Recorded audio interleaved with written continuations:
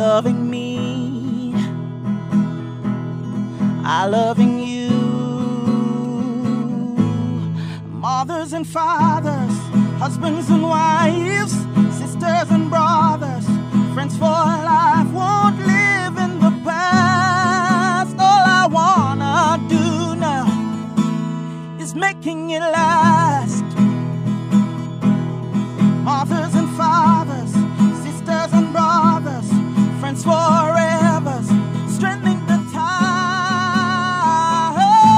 that keep us together. Mothers and fathers, sisters and brothers, friends forever, strengthening the ties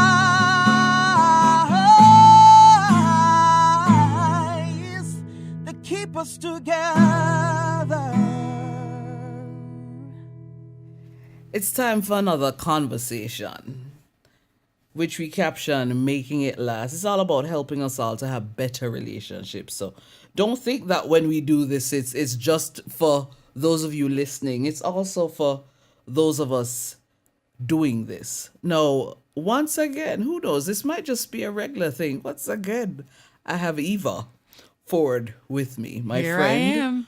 my social worker friend, my self-improvement guru friend, so many different labels, okay. but yes, my go-to person. Hello, Eva. Hello, Noreen. Hi, Eva.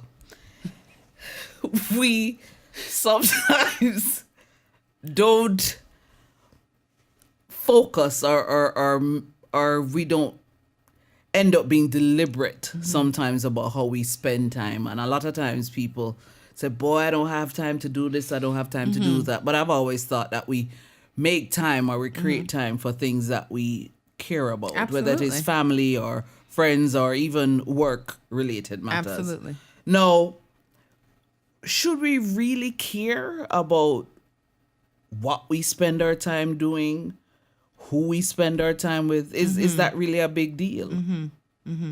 Yeah, I think I think for me, when you talk about time, I think about time for myself. But when I consider what the person I'd like to be, then absolutely it's important that I also consider who I'm spending my time with when I do spend time with others, or even when I'm by myself, what I'm spending my time on. Okay. So Before you add to that, just in case people missed it, what we will be talking about is why should I care how I spend my time? Now, you spoke about the fact that what you do and who you do it with impacts on you as a person. How then does that impact on my relationships? So there's this talk that I give called The Power of Associations. And in that talk, one of the things that I highlight is that it's extremely important that you pay attention. Well, let me back up and say, if it's important to you, the type of person you are, the level of success you have in your life, the quality of your relationships, if it's important, if those things are important to you, then it matters how you spend your time. So Jim Rohn, who's a mentor of mine, he's no longer with us in this life, but he's left us books and videos. And he said that we are the average of the 5 people we spend the most time with. And when I heard that, and then I wrote down the 5 people I spent the most time with, I was not impressed, I'll say. And I thought, you know what? These people are lovely people, but I absolutely aspire to more. I aspire to have more money than any of these people have. I aspire to have make more of an impact than I believe these people have, in nothing's wrong with their impact, but I'm talking global impact, right?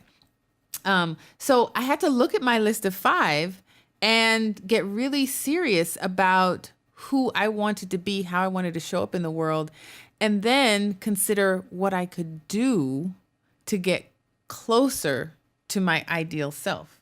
And what Jim Rohn suggests is that, listen, if your circle of 5 does not represent where you want to be, no problem. Find a new circle. Doesn't mean that you're going to forget about these people, but absolutely find those influences, those mentors, and they may not necessarily be people that you have a personal relationship with. You might have mentors in the way of books or in the way of a certain magazine, but find those influences and spend the majority of your time with them. We always, there's truth in those sayings, birds of a feather flock together, show me your friends and I'll tell you who you are. Right. It matters. So I know those might sound like cliches, but they're absolute truths. People, let me use myself as an example because I don't want anybody to think I'm picking on them. Mm-hmm. No, excuse me. I have a very stressful, challenging, yet I believe productive job. Mm-hmm. Now, the reality is that you spend the bulk of your time at work. Mm-hmm. So somebody like me will say, but where am I going to find time to ensure that I am outside of, because in my mind, I don't have much time left after work, because when work is done, it's all about just unwinding. And so how then can I ensure that I am really making sure that I have all these positive influences? Because people might assume that, but you should. But sometimes unknowingly, some of the negativity creeps in and you don't even realize it. So how can you ensure that you're staying on that positive path? I have a very sobering exercise for all of us listening here. And it's this. If you can just imagine, it might help if you close your eyes, but just imagine that you are sitting in a church, you're at the back of the church, and there's a casket at the front of the church, and everyone's going up to the casket, and people are saying nice things about the person that's in the casket. And when it's your turn to go up to the casket and you look into the casket, I want you to imagine that you see yourself. Now, sobering, because eventually all of us will get there.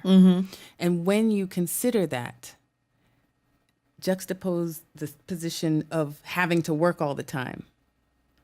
Hopefully that will give you some perspective that life will go on. When you die, someone else will be there to do the work. So for me, that analogy is extremely real, because I remember when I was 10 years old, my mom was literally on her deathbed. And I remember her saying to someone, I overheard her saying to someone that she had called all of these people who she hadn't talked to in years, and she was making amends. Whoever she had wronged, or that maybe they left on a bad note or something. And my mom was a great person, but I imagine in life, you get busy, and so things are life happens. But she found time on her deathbed, and I remember at 10 being extremely, I wouldn't say extremely, but I was annoyed with that, because I thought she could be spending time with me. She could have resolved all of this before she got sick, but she's now spending time making up. I will never do that. I'm going to ensure that I live my life in a way that I put the things that matter first, right? So I used to have a similar job to you, but best believe I made time for myself. Of course, I had more time when I quit. But we know this. I put myself first all the time. I will put myself first, because, while you can get a sense of accomplishment from your job and purpose and fulfillment, all of that is wonderful. But you've got to take care of yourself. And the better you take care of yourself, actually, is the better you can take care of others. I think maybe we would have gotten off the topic a little bit, but maybe that helps someone in some way. Yes. I never think anything happens by accident. So just as we're wrapping up, why should I care how I spend my time? So you spoke about the power of association, the fact that we are the average of the 5 persons that we interact with. But I something Spend the that most time. we spend the most time with. But I want you to touch a little bit though, because you didn't, as we're wrapping up, on what we spend our time doing. Okay. So we spoke about, yes, the people, Yeah. but what about the what aspect of Yeah. it? Well, I mean, you pick your poison, right? People spend their time on many different things. And now in the age of technology and social media, if most of us were to chronicle the amount of time that we wasted on social media, we would be appalled. So it's important to again, just monitor what you're doing. I'm reading this great book now called Breaking the Habit of Being Yourself by Dr. I think it's Joe Dispenza. And he's a chiropractor, but he's also a neuroscientist. And it's amazing what he talks about, how our brains are wired and how we learn and how habits are formed and developed. And scientists say that up to 98% of our behavior is unconscious. So we don't even know why we do what we do. Most of the time we're on autopilot. True. So it's really worth stopping and evaluating what you're spending your time on, because your habits are extremely strong and they form the threads of your destiny. So if you have habits right now that are not moving you towards where you want to go in 2 years, in 5 years, in 10 years, then you've got to break those now. It's Yes. not easy, Yes. but it's possible. And it just depends, how bad do you want it? Because Yes. Oprah Winfrey, Gandhi, Martin Luther King Jr., Bob Marley, all of these people have the same amount of time in their day that you and I do. That's right. So it just matters right. how you use your time, how you maximize your time, and absolutely who you spend your time with. Because who you spend your time with, who you surround yourself with, the influences that you have in your life are going to be their preview of what's coming in your life. So make sure that you like what you see, what's coming. And as we wrap up, people might say, yeah, but how will all of this then help me to have better relationships? How will it help you to have better relationships? Well, you have to think about what's your objective. If your objective is, because better relationships is extremely broad, right? But again, and I've said it every program, look at yourself first. So you want to ensure that your relationship with yourself, that you're proud of yourself. That's right. That you like yourself, that you like being around yourself. And so if you can do that, again, writing down your goals, surrounding yourself with positive people that are going to encourage you towards those goals. If you can like yourself and move closer to your accomplishments, then it's going to help in your other relationships. And those relationships that aren't healthy for you you're going to find that they will fall away and eventually disseminate. Yeah. It's an excellent note on which to end. Why should you care how you spend your time? Why?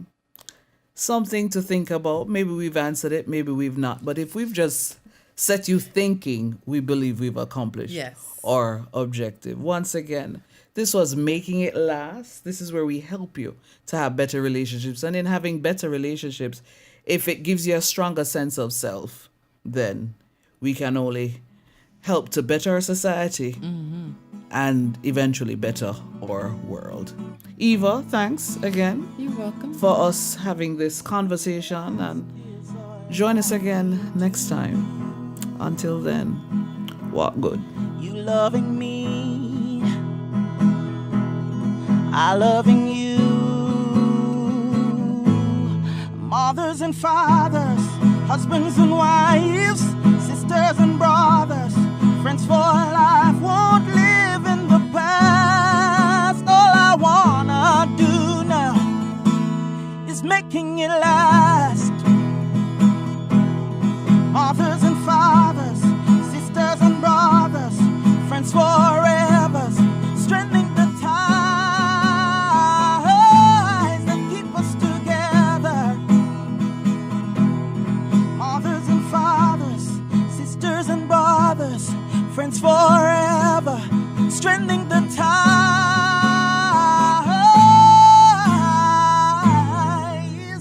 that keep us together.